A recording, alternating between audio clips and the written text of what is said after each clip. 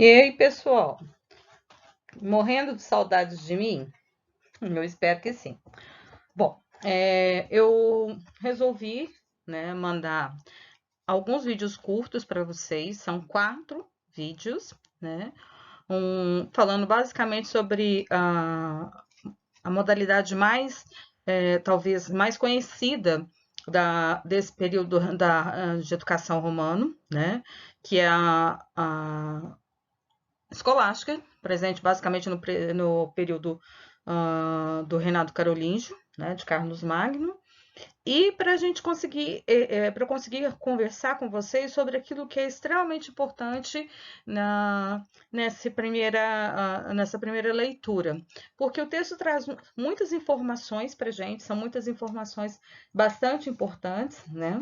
E o que importa de fato é a gente entender aqui como que o cristianismo ele foi unificando o Império Romano, né?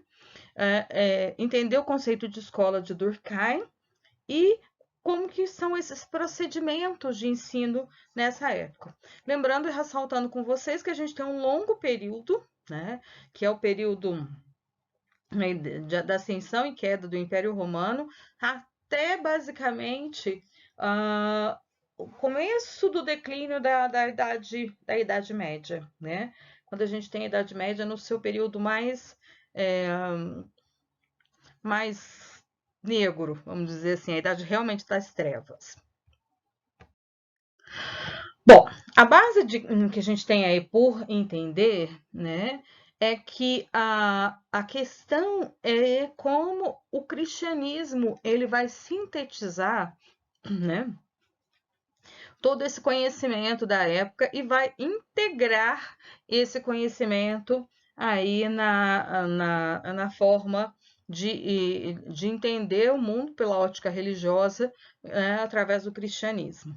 Isso do Império Romano, né, que tem um início basicamente com a morte de Alexandre, né, aí no mais ou menos no século 146 a.C., e isso vai se consolidando até a queda do Império Romano, né, por volta do ano 476. Bom, como é que a gente tem, o que acontece nesse período que é extremamente importante? Roma se torna, então, instrumento de unificação por alguns dos seus, por meio de alguns recursos. O primeiro deles é o direito, né? O direito romano aí, Diocleciano, famoso até hoje, né? Ele tem bastante influência no estudo do direito e na aplicação do direito. É algo bastante completo, é uma área de formação que se apoia em qualquer lugar do mundo, ela vai se apoiar muito nessa base do direito romano. Né? A religião, que a gente não precisa, né, explanar muito, né? Ela ficou consolidada aí por 2 milênios e ela continua, ainda que abalada por um crescimento evangélico, mas ela continua sendo o cerne, né, da, da forma de significar do Império Romano. E a gente tem a perseguição judaica. Não só a perseguição judaica, que tem esse evento começa com a questão do Jesus Cristo, né? Mas também a perseguição a todos os pagãos, né? E aí, por meio disso, o cristianismo ele vai integrar esse corpo de saber. Então, a Grécia, embora vencida, né, ela acaba se integrando ao Império Romano nas suas formas de ser, de significar, nessa tradição educativa, né, por meio da sua cultura, dessa valorização da cultura. Por outro lado, a gente tem, né, embora haja uma unidade política aí em torno da religião, né, a gente tem uma questão que é muito séria nesse momento, que é, ao longo do crescimento do império, não se tem escravos suficientes para trabalhar em todas as terras.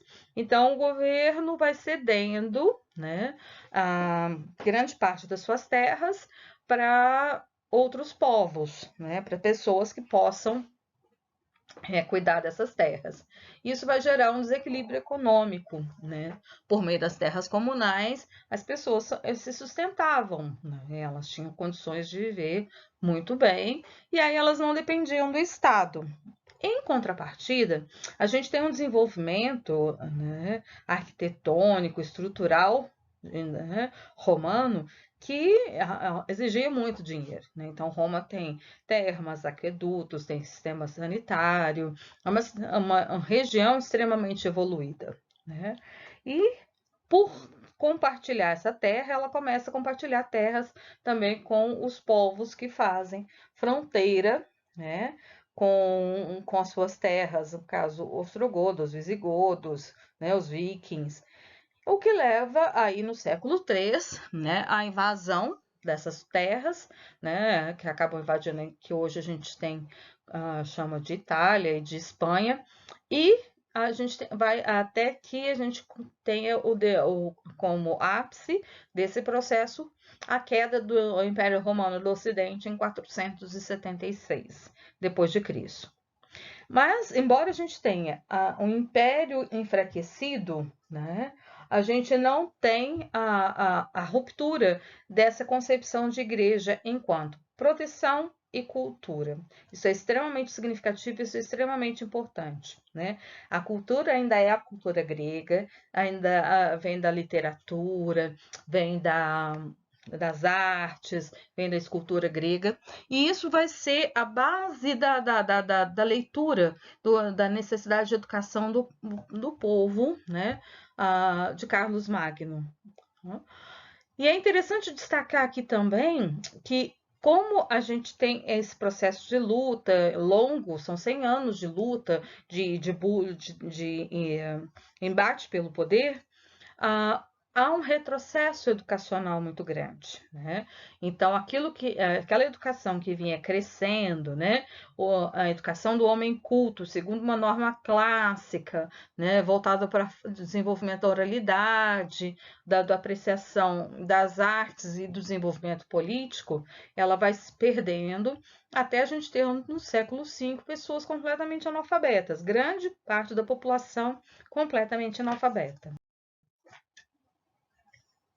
E aí, qual é o papel do cristianismo? O papel do cristianismo, ele ressurge mais forte ainda, que é justamente a escola patrícia, que a gente chama, né? Que é a escola dos padres.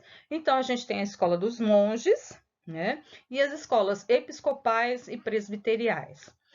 A escola episcopal ela fica encarregada da educação dos rapazes, então é uma educação voltada para o homem, basicamente para o homem da elite, né?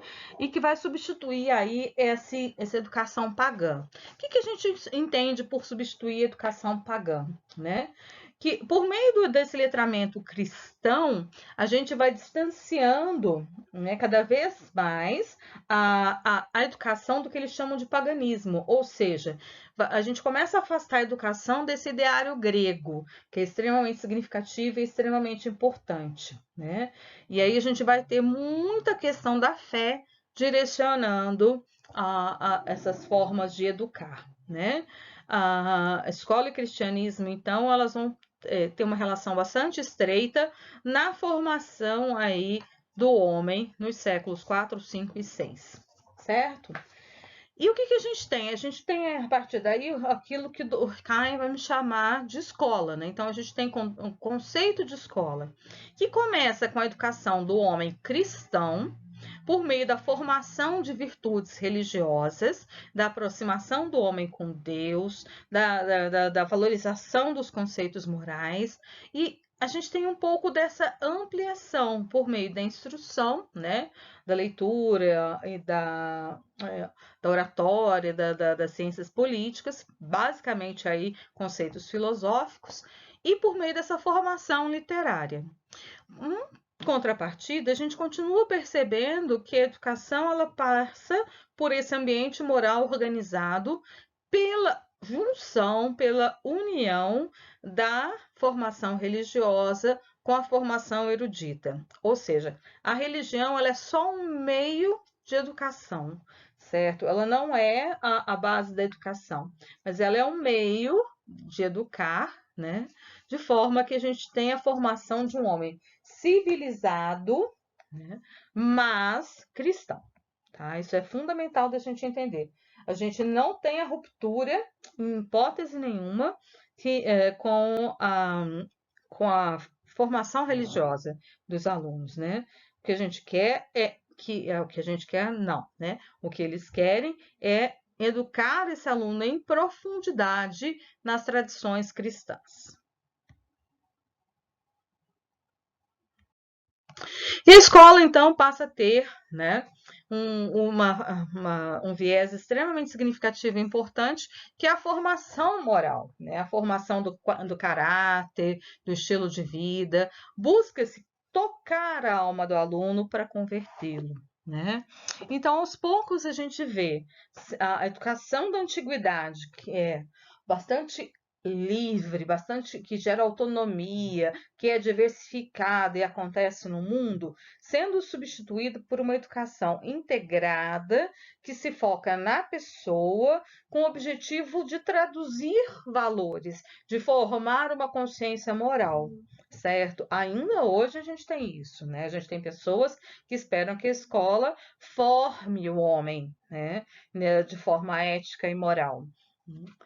E a educação grega e romana, elas podem até usar os mesmos modos e os mesmos programas de passividade, mas no quadro da página 62, a gente tem uma diferença significativa entre elas, né? Na educação na Idade Média, a gente tem aí como objetivo cristalizar, né, as ideias do cristianismo. É uma educação que se volta mais para Deus, que você pode, ainda que a gente esteja usando São Tomás de Aquino, né, a racionalidade de São Tomás de Aquino, a razão ela é um instrumento para aumentar a minha fé e fazer com que eu me aproxime mais de Deus, né? O objetivo é a gente tenta disciplinar os corpos, e a escola ela tem essa característica de um ambiente educacional, moral, organizado. Em contraponto com a formação na antiguidade, que era um ensino de conteúdos mais heterogêneos, que havia aí alunos temporários, você procurava a educação pelo seu interesse, e a educação acontecia no mundo de forma muito ampla e integrada. A gente tem aí como objetivo maior a compreensão da realidade e das estruturas sociais por meio de um trabalho que favorecesse a compreensão da realidade e a transformação aí dessa realidade. Um pouco da tese 11 da crítica que Marx faz a Feuerbach. De posse desse conhecimento, então, a gente começa a pensar a escolástica nesse período que surge basicamente com Carlos Magno, né? O Império Carolíngio, a partir da visão que esse imperador, né? Que esse rei tem da educação. Isso a gente vai ver na parte 2 desse vídeo.